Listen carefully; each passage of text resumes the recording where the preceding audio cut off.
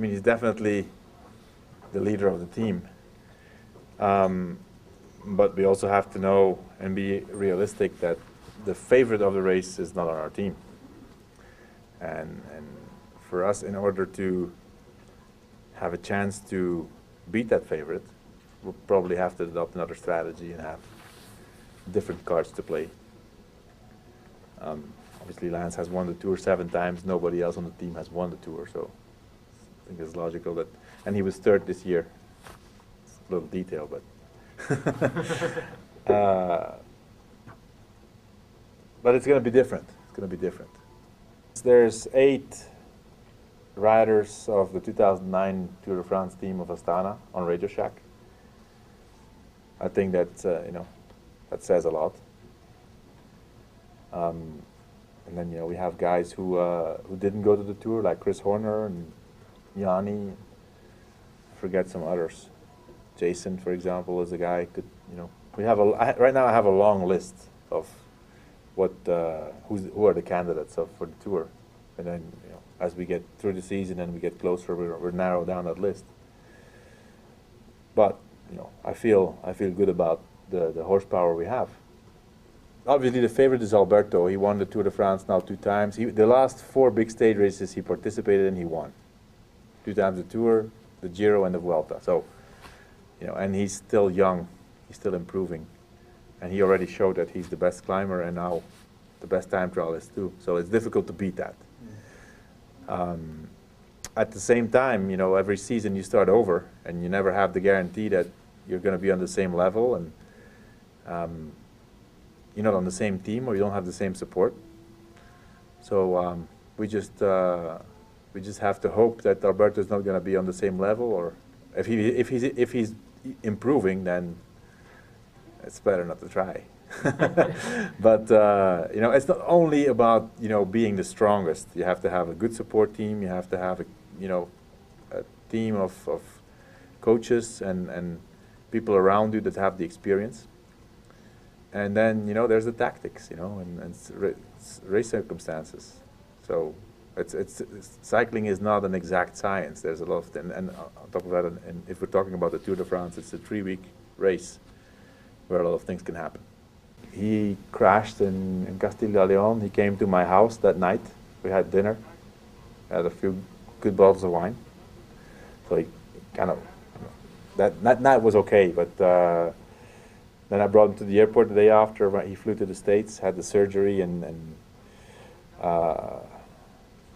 the week after the surgery was, okay, first recovery from the surgery, but then getting back on the bike and looking forwards towards, okay, now I only have one chance to be competitive in the Tour, and that's I have to start the Giro.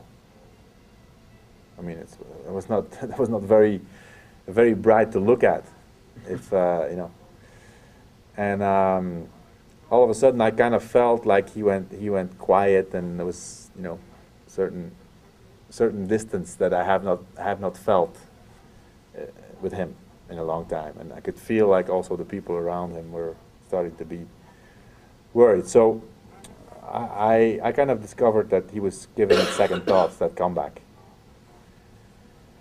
At the same moment, I was in the hospital with my wife. She was having a baby. So I remember I had a few phone calls from the hospital to him, and at a certain moment, I could feel he was really down, and I could feel he was ready to walk away. And I said, you know what? I mean, this is you have no option. You cannot not do the comeback. It's not only about. I mean, it was not only about him. It was about the whole Live Strong component. So many people were looking forward to seeing him back on the highest level, and everything that was that came with it. First of all, and then secondly, one of Lance's famous phrases is pain is temporary, quitting lasts forever. So I reminded him of that, and that was kind of the only thing he had to hear.